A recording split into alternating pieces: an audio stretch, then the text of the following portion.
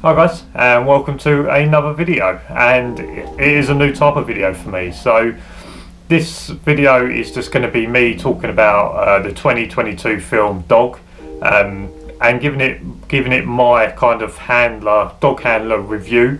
Now, I'm not an army dog handler, I'm not a police dog handler, I'm just a private security dog handler, and I feel like I could possibly put a different spin on this. So if you're looking at this review wanting me to talk about pictures, the way that the film flows, things like that, that's not my type of thing. What I am going to talk about is like the dog side, maybe explain a couple of the scenes that are in it and maybe why that kind of happened. But the main reason for me doing this video is because myself and probably lots of dog handlers, private security dog handlers, police dog handlers around the country, when they saw that this film was coming out, it was like, okay, there's a film involving a dog.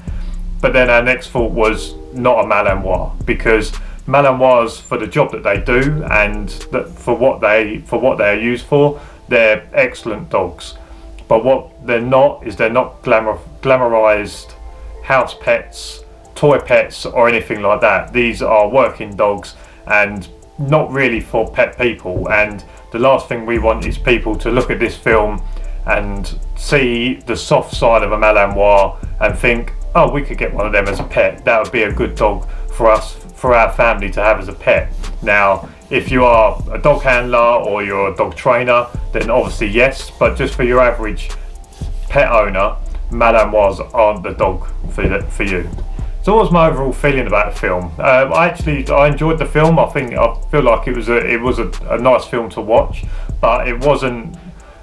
I found some scenes in it that were probably unneeded, unnecessary. Didn't really help the film to flow. I know I said I was going to talk about this, but it didn't help the film to flow. I just found them a bit strange, a bit unneeded, and the trailer put it over as like quite comedic, quite a comedy, but I don't feel like that's what the film was like the whole way through. It's actually a much more serious film regarding Channing Tatum with like PTSD or like brain injuries from the army. And obviously that's the idea of the film, is that you've got Channing Tatum and the dog that are both suffering a little bit from PTSD or suffering from what they've experienced, and it's kind of like their journey together. And I suppose like one of the things that I found really strange about this film is that the actual storyline. So the actual storyline is that like Channing Tatum he's got these injuries, but he wants to get back into the field, and in order to do that, he's got to get this dog across the country. It's all in the trailer. You've got to get this dog across the country. Now, it seemed very strange for me that they had this dog that they said was putting army veterans in hospital. The dog was attacking lots of people, like no one could really handle this dog. But yet they said to someone who's been off from the army with brain injuries, they was like, yeah, okay, you take this dog, you can have this dog, you just need to get it across the country. And I don't see that storyline. I don't see how the army would ever do that. They would say, look, you can't come and fight for us in battle, but hey, here's a really dangerous dog, you take it across the country and get it to the handler's funeral, then we'll allow you to come back in. It just seemed very strange to me.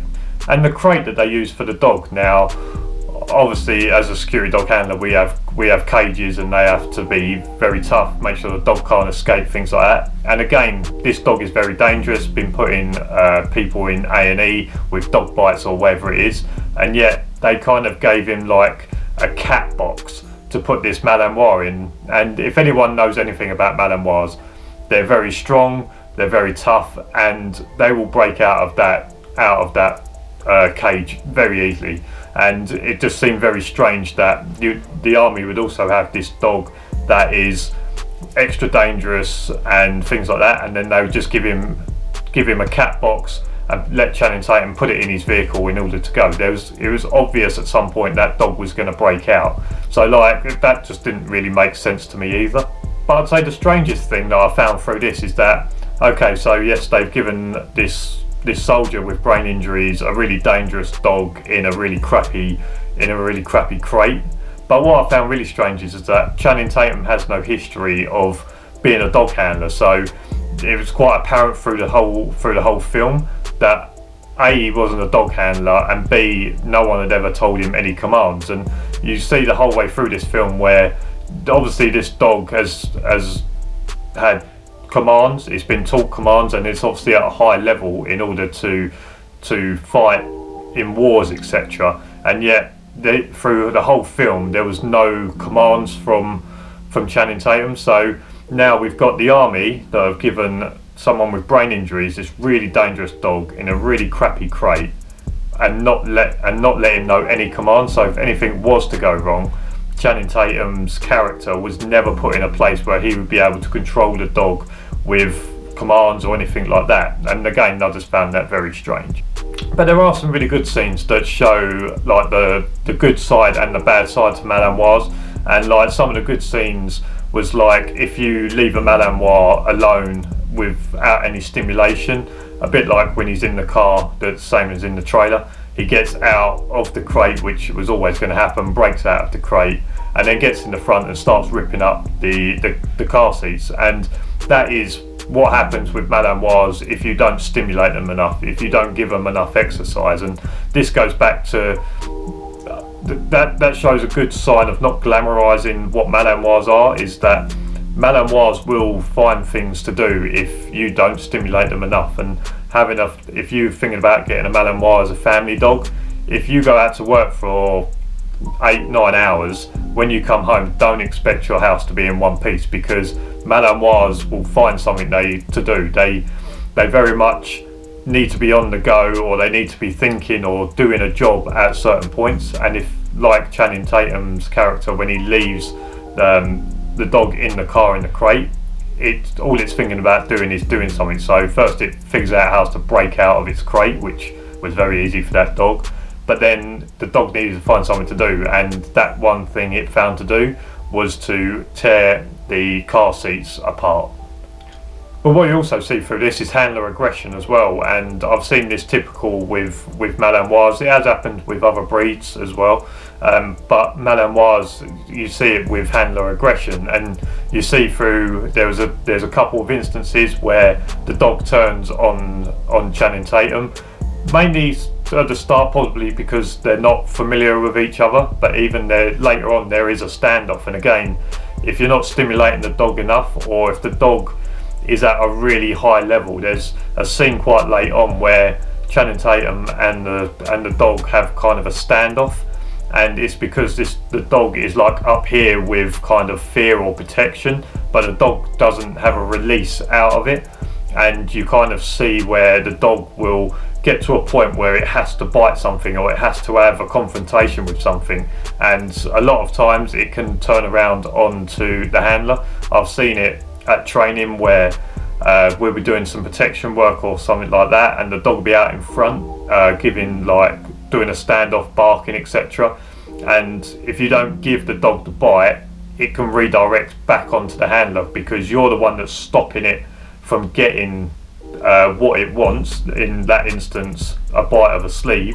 Because you're stopping it, the dog can turn around, handler aggression, bite you, or give you a nip to hopefully make you let go of the lead or whatever it is. So yeah, there's handler aggression. There's a couple of scenes with that, which is also good on my part of not glamorizing the Malinois, and making you understand that again, if the dog, because these dogs are so high intensity and they're very intense dogs, if you don't let them do what they want to do, sometimes the person that they have as their handler, who they trust, they can also be a target for that release of aggression.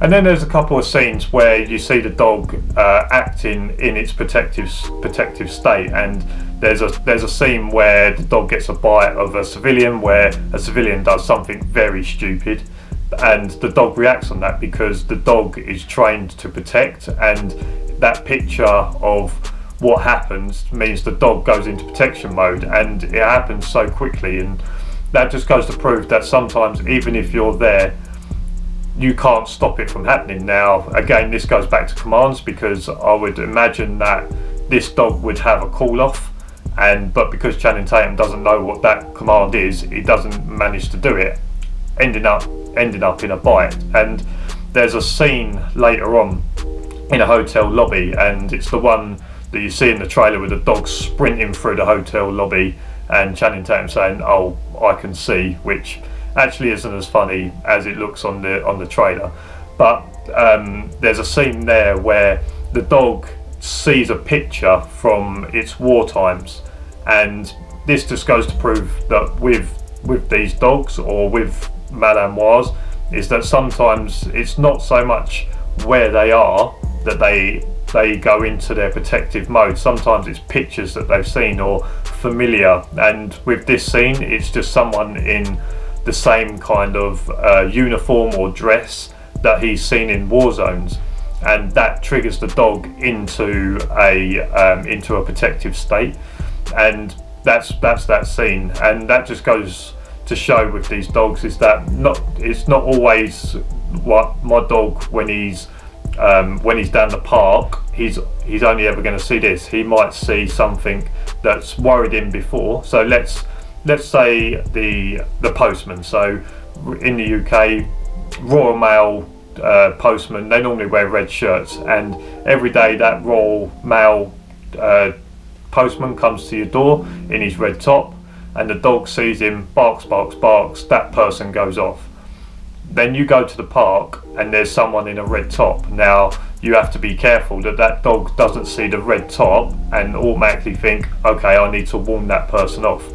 When I walk my dog, there's lots of times that I've seen people in high vises, and I'm very much aware that my dog is more intense with his guarding around people in high vises, because of the site that I work on with people that walk around in high vis uniforms.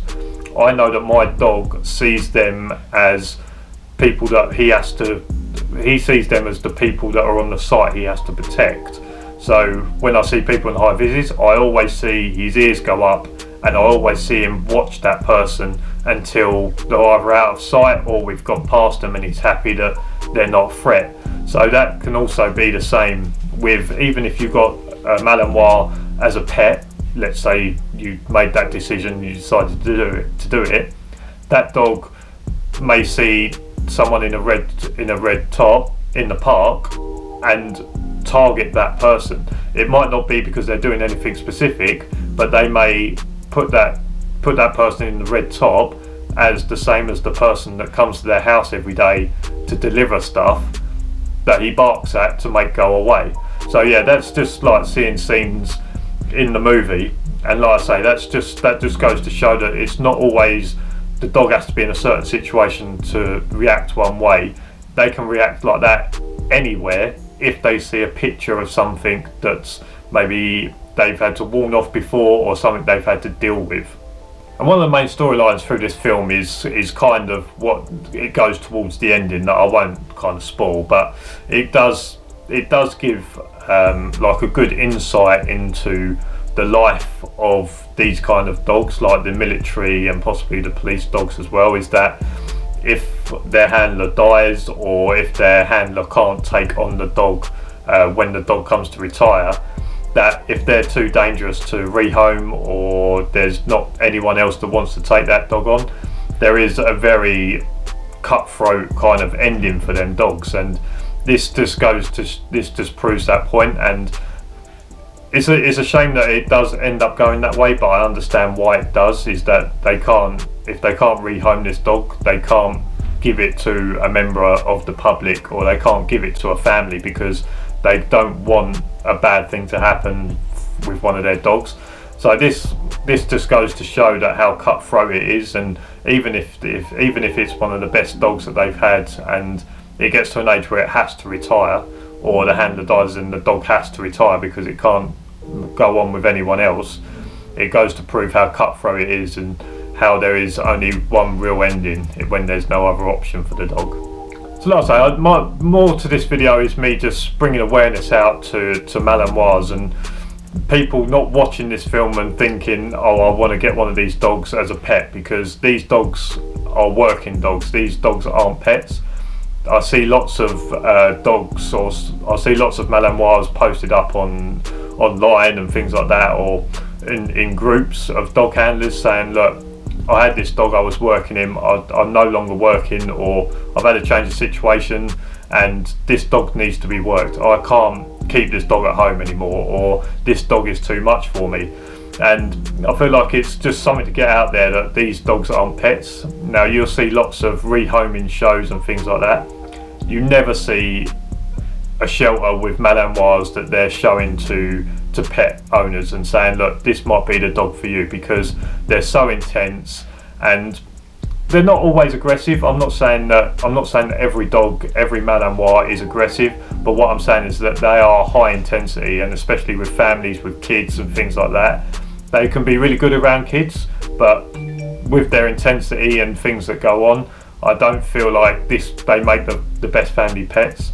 And if you feel like you want to go for it, then go for it. But I guarantee in 6 months to a year, that dog will be offered to a security company saying, look, this dog has been with a family, he has got issues now, but will someone take him on to train him in order to work, because this dog can't be left to be a pet or whatever it is. And I've spoken to lots of people who have, all of their dogs that they've taken on have always been Malinois, and they've always been Malinois that have got issues due to not being worked or not being worked properly, and it takes a long time to retrain that dog in order to get it up to a standard. So if you've watched that film and you're thinking, oh, it'd be really nice to have one of them as a pet, and you can't give the dog enough stimulation, or you haven't got time to give the dog the training that it needs, then in 6 months to a year you'll be rehoming that dog, and it just makes it that much harder for that dog to live a normal life once it has got sort of training issues that it needs to be trained out to then be trained back up again. And when I watch this film again, and is it my favourite? I'd say it's definitely not one of my favourite films. I like the film, I think it's nice. If it was on TV or on Netflix, I'd probably watch it again, and I'll probably watch it a number of times every now and then. But I wouldn't say it's one of them films that is like one of my favourites, and every time I saw it that I'd switch it on, or I'd watch it once a week whilst it was on Netflix or Amazon or whatever it is.